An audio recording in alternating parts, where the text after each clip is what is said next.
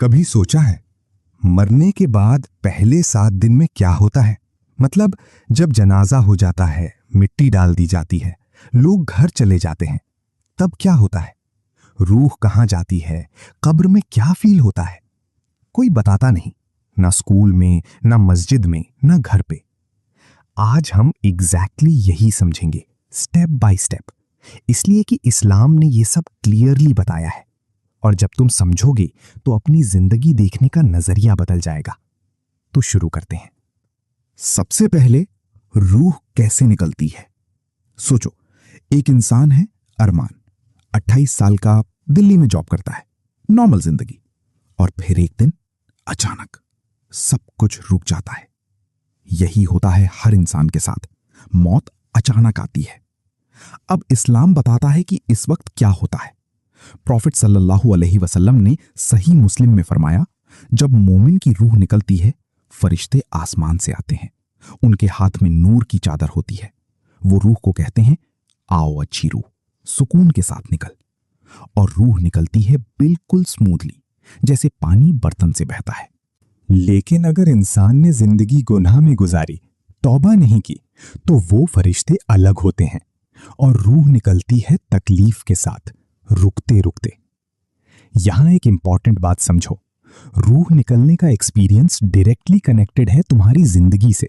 जो आज कर रहे हो वो उस लम्हे को डिसाइड कर रहा है। अब रूह निकली, अगला स्टेप क्या है? रूह सीधा कब्र में नहीं जाती, पहले एक सफर होता है। मोमिन की रूह फरिश्तों के साथ आसमान की तरफ जाती है और रास्ते में दूसरे फरिश्ते मिलते हैं, पूछते हैं, ये कौन सी रूह है, कितनी अच्छी खुशबू। सही मुस्लिम में है, मोमिन की रूह के लिए आसमान के दरवाजे खुलते जाते हैं, एक के बाद एक, 7वें आसमान तक।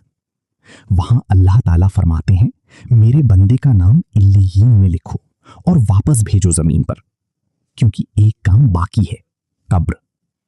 और बुरी रूह का क्या? उसके लिए दरवाजे बंद हो जाते हैं, रूह वापस जमीन पर भेज दी जाती है, सीधा कब्र में। ये पहले दिन का सबसे पहला हिस्सा है और अभी बहुत कुछ बाकी है। अब अरमान कब्र में है, ऊपर से उसकी फैमिली जा रही है। और ये सुनकर तुम्हें अजीब लगेगा, लेकिन प्रॉफिट सल्लल्लाहु अलैहि वसल्लम ने सही बुखारी में फरमाया कि मैयत अपने अजीजों के कदम की आवाज सुनती है जब वो जाते हैं। वो सुन सकता है लेकिन बोल नहीं सकता। और फिर खामोशी। इस खामोशी में एक फिगर आता है। अगर अरमान की जिंदगी अच्छी थी, एक खूबसूरत शख्स आता है, सफेद कपड़े, अच्छी खुशबू। वो कहता है, पहचाना मुझे? मैं हूं तुम्हारे अच्छे अमाल, जिंदगी में साथ था, आज भी साथ हूं। और अगर जिंदगी गुनाह में गई, एक बदशक्ल, बदबू वाला साया आता है, मैं हूं तुम्हारे बुरे अमाल, अब तुम मुझसे नहीं बच सकते। ये कॉन्सेप्ट समझो, तुम्हारे आमाल तुम्हारे साथ रहते हैं, मरने के बाद भी वो तुमसे अलग नहीं होते। और फिर आता है सबसे इंपॉर्टेंट लम्हा।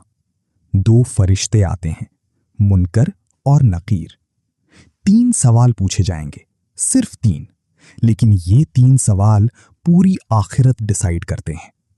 पहला, तेरा रब कौन है? दूसरा, तेरा दीन क्या है? तीसरा, ये नबी कौन थे? नबी सल्लल्लाहु अलैहि वसल्लम की तरफ इशारा। अब यहां एक चीज समझो जो बहुत लोग नहीं जानते। ये सवाल मेमोरी टेस्ट नहीं है, ये दिल का टेस्ट है।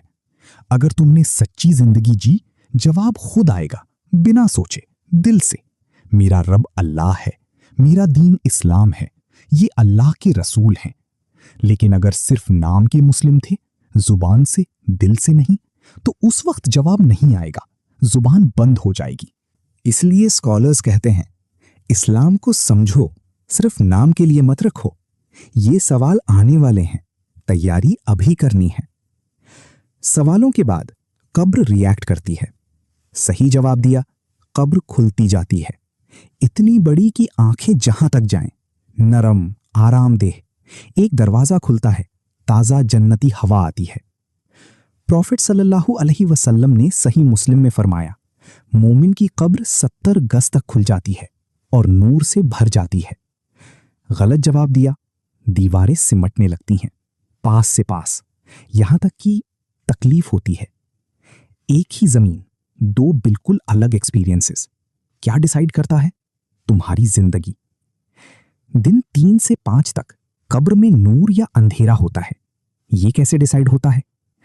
हर नमाज जो तुमने पढ़ी कब्र में नूर बनती है। हर सदका जो दिया, नूर। हर बार अल्लाह को याद किया, नूर। और हर छूटी हुई नमाज, अंधेरा। हर गुनाह जिस पर तौबा नहीं की, अंधेरा।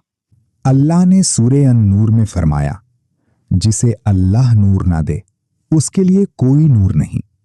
सिंपल बात है, जो आज बिल्ड कर रहे हो वही कब्र में साथ आएगा। दिन 5 और 6 एक दरवाजा खुलता है। अगर नेक थे, जन्नती बाग दिखता है, हरा भरा, नदियां, ऐसी खुशबू जो दुनिया में कभी नहीं थी। ये प्रीव्यू है, वादा है जो मिलने वाला है। अगर बुरा था, आग दिखती है और दरवाजा बंद नहीं होता।